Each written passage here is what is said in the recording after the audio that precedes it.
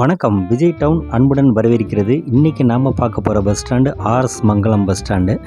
இந்த பஸ் ஸ்டாண்டை பற்றி சொல்கிறதுக்கு முன்னாடி இந்த ஊரை பற்றின சில விஷயங்களையும் உங்களுக்கு நான் சொல்கிறேன்.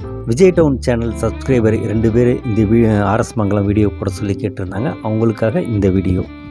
கிபி 900 முதல் கிபி 920 வரை பாண்டிய நாட்டை ஆண்ட 3ஆம் ராஜசிம்மன் ராஜசிம்ம மங்கலம் என தனது பெயரில் ஊரை அமைத்து பிராமணர்களுக்கு கொடையாக வழங்கியதாக வரலாறு. மங்கலம் என்ற சொல் நற்பயன், அதிர்ஷ்டம் என்னும் பொருளில் வழங்கி மக்களின் குடியிருப்புகளை குறிக்க தொடங்கியது. அரசர்கள் பிராமணர்களுக்கு நிலங்களை கொடையாக தரும்போது தன் பெயர் விளங்க தம் பெயருடன் மங்கலம் என இணைத்து பெயர் சூட்டிய ஊர் அமைத்தனர். அவ்வாறு அமைந்ததே ராஜசிம்ம மங்கலம் என்ற ஊர். அதன் சுருக்கமே ஆர்எஸ் மங்கலம். இங்கு தமிழ்நாட்டிலேயே 2வதும் ராமநாதபுரம் மாவட்டத்தில் முதலுமான மிகப்பெரிய கண்மாய் ராஜசிங்க மங்கலம் கண்மாய். நாரை தாவாத 48 மலையுள்ள கண்மாய் என்ற சிறப்பும் இந்த கண்மாய்க்கு உள்ளது. இந்த கண்மாய் 1100 ஆண்டுகளுக்கு முன்பே கிபி 9ஆம் நூற்றாண்டில் வாழ்ந்த 3ஆம் ராஜசிம்ம பாண்டிய மன்னரால் உருவாக்கப்பட்டது. விவசாயம்தான் ஆர்எஸ் மங்கலத்தின் முக்கிய தொழில் மற்றும் விவசாயம் சார்ந்த தொழிலும் உள்ளது. சுற்றியுள்ள ஊர்களுக்கு ஆர்எஸ் மங்கலம்தான் மருத்துவ வசதி, கல்வி வசதி, போக்குவரத்து வசதி கொண்ட முக்கிய ஊராகும்.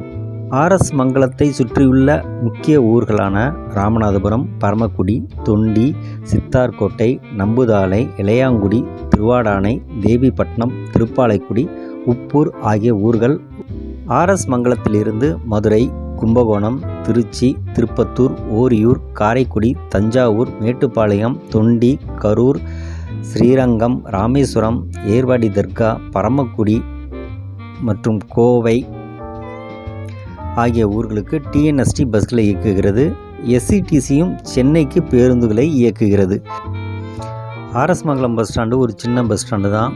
ஒரே ஒரு நடைமேடை இருக்கிற ஒரு சின்ன பஸ் ஸ்டாண்டு. அந்த பஸ் ஸ்டாண்ட்லேருந்து நிறையாவும் இந்த முக்கிய ஊர்களுக்கு பஸ்ஸுங்களில் நிறைய வசதி இருக்குது. இந்த பஸ் ஸ்டாண்டில் ஒரே ஒரு ரெஸ்ட் ரூம் இருக்குது. அதுக்கப்புறம் இந்த பஸ் ஸ்டாண்டுக்குள்ளே நிறையா கடைகள்லாம் இருக்குது பொருட்கள் வாங்குறதுக்கு.